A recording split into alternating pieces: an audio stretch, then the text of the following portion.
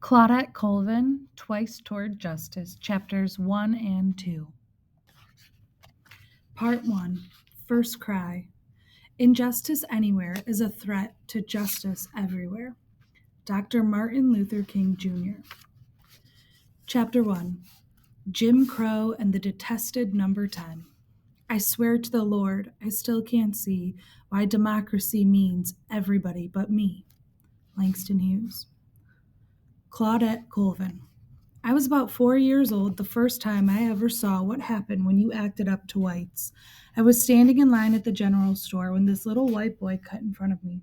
Then some older white kids came in through the door and started laughing. I turned around to see what they were laughing at. They were pointing at me. The little white boy said, let me see, too. For some reason, they all wanted to see my hands. I held up my hands, palms out, and he put his hands up against my hands, touched them.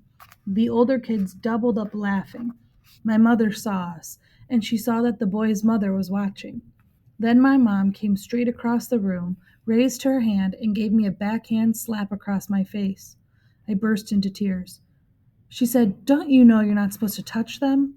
The white boy's mother nodded at my mom and said, that's right, Mary. That's how I learned I should never touch another white person again. If, like Claudette Colvin, you grew up black in central Alabama during the 1940s and 1950s, Jim Crow controlled your life from womb to tomb. Black and white babies were born in separate hospitals, lived their adult lives apart from one another, and were buried in separate cemeteries. The races were segregated by a dense, carefully woven web of laws, signs, partitions, arrows, ordinances, unequal opportunities, rules, insults, threats, and customs, often backed up by violence. Together, the whole system of racial segregation was known as Jim Crow. Jim Crow's job was not only to separate the races, but to keep blacks poor. In 1950, nearly 3 in 5 black women in Montgomery, Alabama's capital city, worked as maids for white families. And almost 3/4 of employed black men mowed lawns and did other kinds of unskilled labor. The average black worker made about half as much money as the average white. The only professional jobs open to blacks were pastoring a black church and school teaching, which was open because of segregated schools, were called the Reverend Ralph Abernathy, the minister of the First Baptist Church in Montgomery during the 1950s. Jim Crow kept blacks and whites from learning together, playing or eating meals together, working or riding buses or trains together, worshiping with one another, even going up and down in the same elevator or throwing a ball back and forth in the same park. Black and white citizens drank water from separate fountains and used different bathrooms. They were forbidden to play sports on the same team, marry one another, or swim together in the same pool. Some of the segregation laws didn't matter too much in the daily lives of black citizens, but the bus was different. Riding the bus was like having a sore tooth that never quit aching. Montgomery's neighborhoods were spread out, and the maids and yard boys, people like Claudette Colvin's parents, who scraped together a few dollars a day by attending to the needs of white families, depended on the buses to reach the homes of their white employers. Thousands of students also rode the buses to school from the time they were little, learning the transfer points and schedules by heart. They gathered in clusters at the corners, chatting and teasing and cramming for tests until the green and gold buses chugged into view and the doors snapped open. Most blacks had to ride the bus. But everything about riding a bus was humiliating for black passengers. All riders entered through the front door and dropped their dimes in the fare box near the driver. But unless the entire white section was empty, blacks alone had to get back off the bus and re-enter through the rear door. Sometimes the driver pulled away while black passengers were still standing outside. In other southern cities like Atlanta and Nashville and Mobile, black passengers sat in the back and whites sat in the front of the bus, with the two groups coming together in the middle as the bus filled up. When all the seats were taken, riders of both races stood. But Montgomery had its own rules and traditions. Here, each bus had 36 seats. The first 4 rows of seats, which held 10 passengers, were reserved for white passengers only. Day after day, wary black passengers remained standing over empty seats in front. Trying to hold on to their packages and small children, they jostled for balance, even as the aisles became jammed with dozens of seatless passengers. Seating behind the first 10 seats was up to the driver, who constantly glanced into the mirror above his head to keep track of who was sitting where. If the 10 white seats in front were filled, the driver ordered black passengers to surrender their seats in the middle and rear of the bus to newly boarding white passengers. In fact, if even one white passenger wanted to sit in a row occupied by 4 black riders, the driver would glance up and yell, "I need those seats." All 4 blacks were expected to stand up and make their way to the rear. It didn't matter if they were elderly, pregnant, ill, or balancing children on their laps. It also didn't matter that the city bus law, or ordinance, as city laws are called, had said since 1900 that no rider had to give up a seat unless another was available. Drivers simply ignored the law until it became customary for blacks to move when the driver told them to. When he said to get up, he expected people to get up, and they did. If there were no seats left in the rear, black passengers were simply out of luck.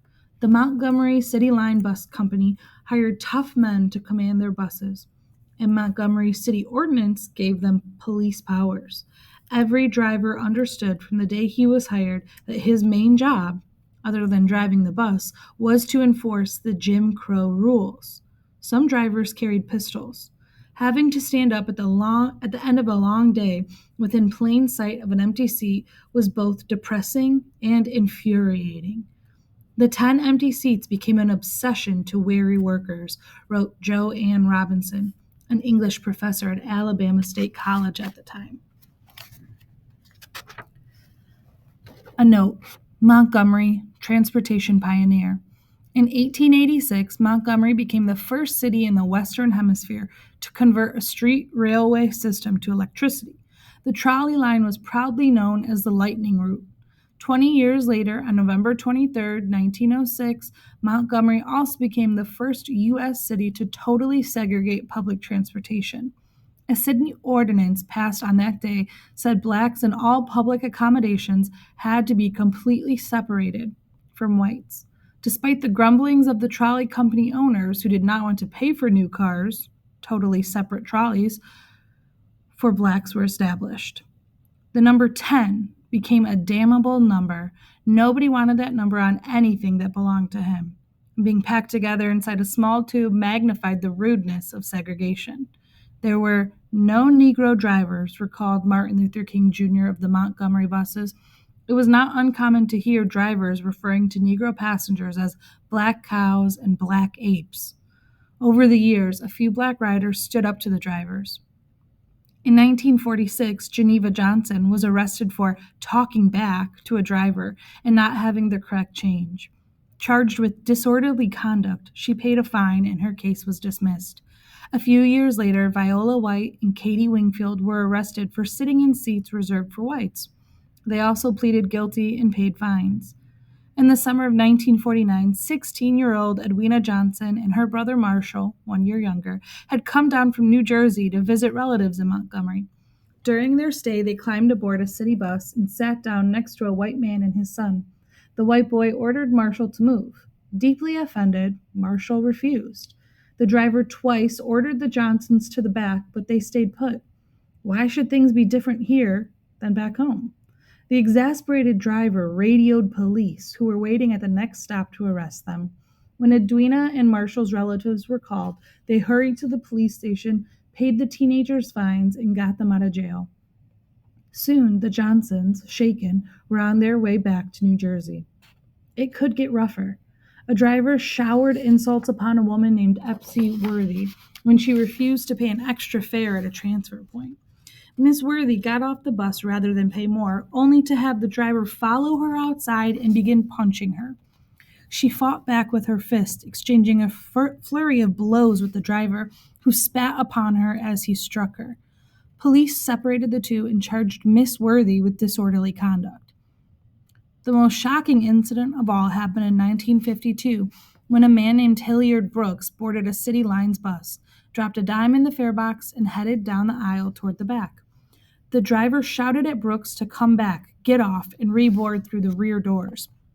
Brooks said he'd rather walk and asked for his dime back. The driver refused, an argument heated up, and the driver called the police. An officer soon boarded the bus, ordering Brooks off. Brooks wouldn't budge until he got his dime back. The policeman shot him, and Brooks later died of his wounds. The coroner ruled his death justifiable homicide. Justifiable because the officer said Brooks had been resisting arrest. The few passengers who defied the drivers usually cooled off at the police station, paid their fines, and tried to put their humiliating experiences behind them. Why fight? The white judges, the intimidating police, the insulting drivers, and the crushing weight of all the years of custom and law were simply overwhelming. But change was in the wind. On Monday, May 17, 1954, in the case of Brown v. Board of Education of Topeka, the U.S. Supreme Court outlawed racial segregation in public schools. It was a solid punch to Jim Crow, one that produced powerful shockwaves throughout the South. The ruling allowed Black students to anticipate a different future and emboldened a few of them to try to make it happen. One such student was 15-year-old Claudette Colvin, whose school had been studying Black history almost nonstop for a solid month. Around 3:30 on March 2, 1955, the slim, bespectacled high school junior boarded the Highland Gardens bus with a few of her friends and slid into a window seat on the left side behind the white section. She piled her textbooks on her lap, smoothed her blue dress, and settled back for a 5-block ride that not only would change the course of her life, but would also spark the most important social movement in U.S. history. Chapter 2. Coot. To me, God loved everyone. Why would he curse just us? Claudette Colvin. Claudette. I was born Claudette Austin, September 5th, 1939, in Birmingham. My mom named me after Claudette Colbert, a movie star back then, supposedly because we had high cheekbones. My biological father's name is C.P. Austin, and my birth mother's name is Mary Jane Gadsden. C.P. left my mother to look for a job, stayed away for a year, and came back just long enough for my sister Delphine to be born. Then he took off again. When he came back a third time and wanted to stay, my mother finally said no. When I was just a baby, I went off to live with my great-aunt Mary Ann Colvin and my great-uncle Q.P. Colvin in a little country town called Pine Level, about 30 miles down Highway 231 from Montgomery. Mary Ann and Q.P. are the ones I call Mom and Dad. They were a lot older than my birth parents, more like my grandparents' age, but I loved them both, and I was happy to be with them. I think the reason they took me is their only child, Velma, was away teaching school most of the year, so they had plenty of room for me. Later, Delphine came to live with us too, so I grew up in a quartet, Mary Ann, Q.P., Delphine, and me, and our dog, Belle, and 2 horses, and lots of chickens, cows, and pigs. Back then, while World War II was going on, whenever one of our hens would lay a bad egg, we'd mark it with an H for Hitler. People always said I was smart. I don't know about that, but I was inquisitive for sure. I wondered about everything and asked about everything. Why don't the stars fall? Where is Japan? Is it different from China? How did God make the earth so fast in 6 days? Did he make the stars too? When Belle died, would she go to heaven? Shouldn't Easter be on a Monday? Weren't there supposed to be 3 days after the crucifixion? So it'd be Saturday, Sunday, Monday, right? The biggest mystery of all was how the white man came to dominate us.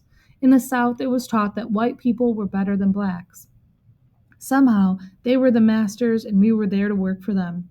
My mom said white people thought God made them special. My Sunday school teacher said we had been cursed by one of Noah's sons. I didn't buy that at all. To me, God loved everyone. Why would he curse just us? My mom thought she was as good as anyone else. So did I. One day I told my pastor, Reverend H. Johnson, I don't want to serve a God that would have a cursed race.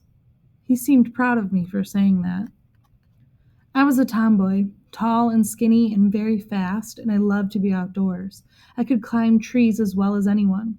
My best friend, Annie Ruth Baines, and I knew every trail shortcut from Pine Level to our homes. A no trespassing sign meant nothing to us at all. In the summer, we would count the insect tracks in the sand across the road and try to figure out what bug made which track. We were walking to school together the first time we ever got close to a skunk, right out in the middle of the road. We ran up to pet it and got sprayed. The teacher took one sniff and sent us home. Pine Level didn't have much more than a few shacks for the sharecropper families, a schoolhouse, a church, and a general store. But I was at home in all of it. I floated free and slept at the home of my mom's friends as much as in my own bed. They all raised me together. Some nights I ended up at Baby Tell's house. She was my mom's best friend. Plump and short and always happy to see me. She lived in an old farmhouse, the biggest house in Pine Level. White people used to own it, and we never knew exactly how Baby Tell's family got it. Her attic was full of paintings and an organ and an old spinning wheel. Annie and I used to look out the attic window and pretend the Yankee soldiers were about ready to come charging over the hill. Other nights I slept at Mama Sweetie's, a tiny woman in her 60s, who was the best reader in Pine Level. She had read the entire Bible many times. She had her own blue-covered Webster's Dictionary. Mama Sweetie taught practically every child in Pine Level their ABCs and how to write their names and how to count to 100 using peanuts. She cooked for all the people when they came in from the fields. Baby Tell and Mama Sweetie were like sisters to my mom and mothers to me. They loved me to keep them company. My nonstop talking and constant questions seemed to drive my mom crazy, but it didn't bother them at all. They loved that about me. Our school was a one-room white wooden building with red trim. Annie and I walked there together every day, lunch sacks in one hand, book sacks in the other. It had a pot-bellied stove in the middle and a picture of Abraham Lincoln on the wall. One teacher taught all 6 elementary grades and sat us in sections around the room, grade by grade, 2 to a desk. The room was rarely full because students kept getting pulled away to do farm work. A farmer would just appear in the doorway and yell, "I need 2 boys to help with the cows," and they'd be out the door in a flash. I love school. I memorized the Dick and Jane reader so much my teacher would think I could already read. One day she asked me to read aloud, but I got way out ahead of the text. She couldn't figure out what was going on. She told my parents to take me to Montgomery to get my eyes checked. I learned the entire 2nd grade in advance just by listening to Annie. She was a year older than me, and by hearing Mama Sweetie read from her Bible and her Webster's Dictionary. When it came time for me to start 2nd grade, I could already read and write and spell and even do some arithmetic. They tested me and told me to go sit with the 3rd graders. After that, I was always younger than the other kids in my class. I knew plenty of white people, and they knew me. You had to be very careful around them. They'd never call the adults Mr. or Miss or Mrs. They used their first names instead. Or sometimes they made up little nicknames to dominate us. I was Coot. A doctor gave me that name when I was little to distract me from the shot he was about to give me. He sang, "Oh, she's the cutest little thing," but it came out Coot, and the name stuck. I was very religious. Annie and I played church together out behind her house, setting up chairs and doing services. Her brother would be the pastor, or she would be, since she was older, I'd be the shouter. The 2nd Sunday of every month, the Reverend H. Johnson came out from Montgomery and pastored a service at our little church in the country. We'd call it Big Meeting Sunday. People would flock in from everywhere, in cars, wagons, whatever they could get to move.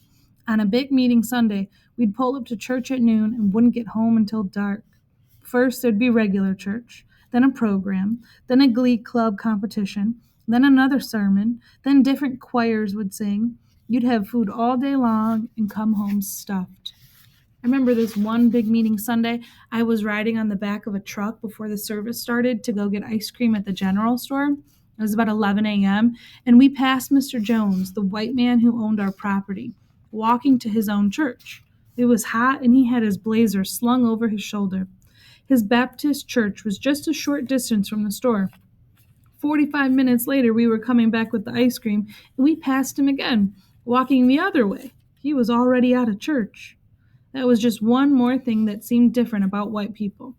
How could anyone serve God on Sunday in less than an hour? When Claudette turned 8, Mary Ann Colvin inherited a house in Montgomery.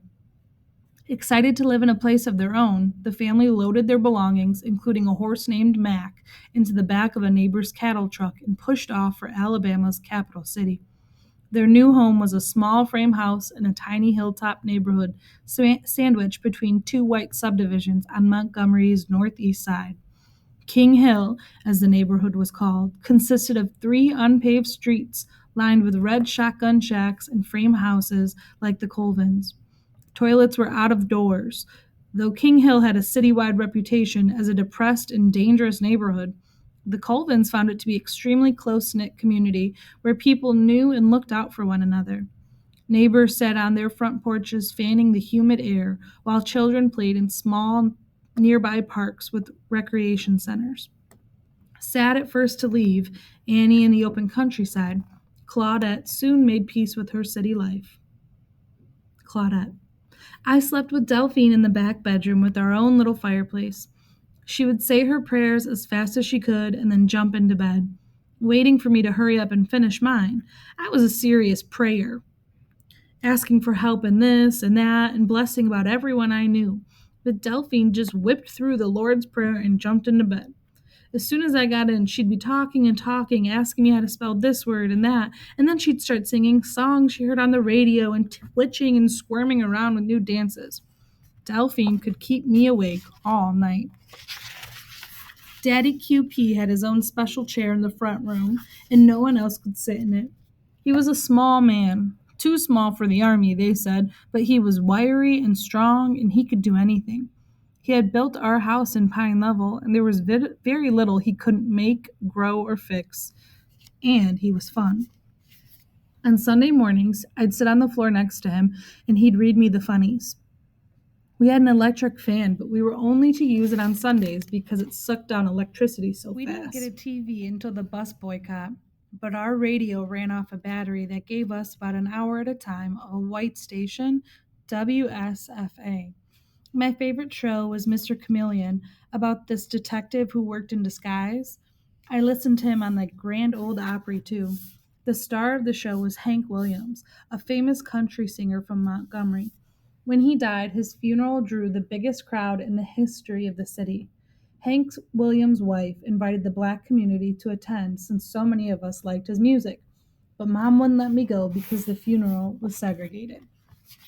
I loved going downtown. Montgomery had stores like J.J. Newberry's and Cress's 5 and 10, which opened onto Monroe Street, the main street for black people. Out back of Cress's, there was a hot dog stand. A lady who worked there and knew my dad would stack up soda crates so I could sit down while I ate hot dogs and drank my soda. But downtown could make me very angry, too. We could shop in white stores. They'd take our money, all right, but they wouldn't let us try anything on. I never went into a fitting room like the white people did. The sales lady would measure me and then go get the dress or the blouse and bring it out. She'd hold it up and tell me it was a perfect fit and expect my mom to buy it. When Delphine and I needed shoes, my mom would trace the shape of our feet on a brown paper bag, and we'd carry the outline to the store because we weren't allowed to try the shoes on. You couldn't try on a hat either unless you put a stocking on your head. They said our hair was greasy. They said it was in such a degrading way they never said please or asked if we minded. Once, I went into a store with my mom and saw a beautiful Easter hat I really wanted. None of the other kids had that hat, but the sales lady kept bringing out different hats. For some reason, she didn't want me to have the hat I wanted. I got madder and madder. She kept saying, "Why don't you want this hat?" and holding up hats I didn't want. Finally, I got frustrated and answered, "Because my ears don't stick out like yours." My mom was horrified. She covered my mouth up and marched me out of the store. Another time, I had to go to the optometrist downtown. My dad and I got to the office early. I was the very first patient. There was only one chair in the waiting room. The doctor told us to leave and come back at the end of the day. I didn't understand why until I overheard my dad telling my mom about it when we got home. The optometrist wasn't going to let me sit in that chair until all the whites had sat in it first. He knew no white patient would ever sit in a chair that he'd seen a black sit in. There were so many places you couldn't go and so many things you couldn't do if you were black. Oak Park was the nicest park in the city, just down the hill from us, but blacks could only walk through it. If you tried to play ball or even sit down on the benches, the police would run you out. One year, we all got excited because there was going to be a rodeo with Roy Rogers and Dale Evans at the Montgomery Coliseum. They'd do one show for whites and another for blacks. My parents bought me a cowboy hat and bought cowboy boots for Delphine. QP kept our horse, Mac, in a pen out back, and every day we'd brush him until he shone, and we'd take turns getting rides in our new cowboy clothes.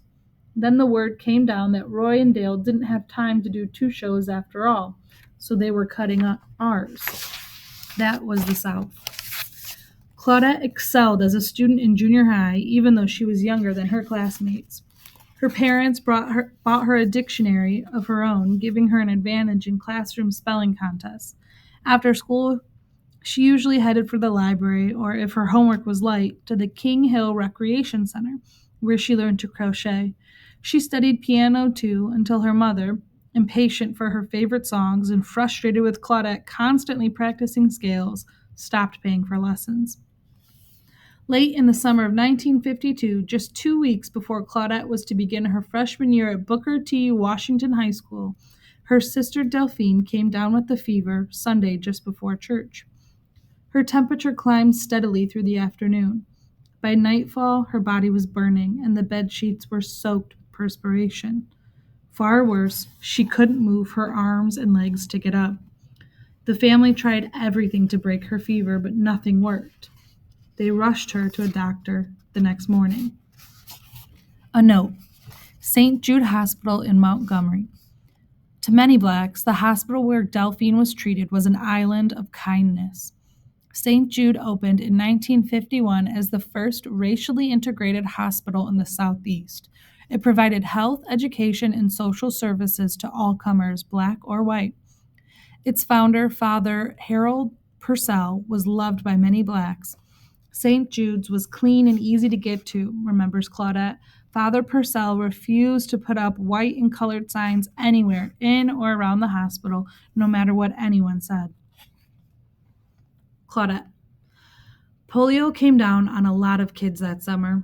It shriveled the leg of one girl in our congregation and deformed the arm of a little boy. The doctor knew what it was as soon as he saw Delphine. He sent her to St. Jude Hospital and put her in an iron lung to help her breathe. She couldn't move. All she could do was whisper through her breath. That's what Mama said. I used to go to the car with them to visit, but Mom and QP made me wait outside the hospital. They didn't want me to get sick too, and they didn't want me to see Delphine like that. Once I tried to slip inside to see my sister, but a nurse caught me and led me back out screaming. I never saw Delphine alive again after the day she left our house to go see the doctor. The next time I saw her, she was dead. After that, I began to question everything. I asked God why he didn't answer my prayers. I asked, why would you take my sister? Why did you say no when I asked for my sister's deliverance? My mom disagreed with my thinking. She said, you prayed for Delphine's deliverance? Well, let me tell you what I was praying for. I was praying for God to take her because I didn't want the devil to have the upper hand. I didn't want her to be paralyzed for the rest of her life. I said, Mom, would you have taken care... Mom, I would have taken care of her. I would have gone to school to be a nurse and learned to take care of her. I would have, too. Delphine died September 5th, 1952. It was my 13th birthday.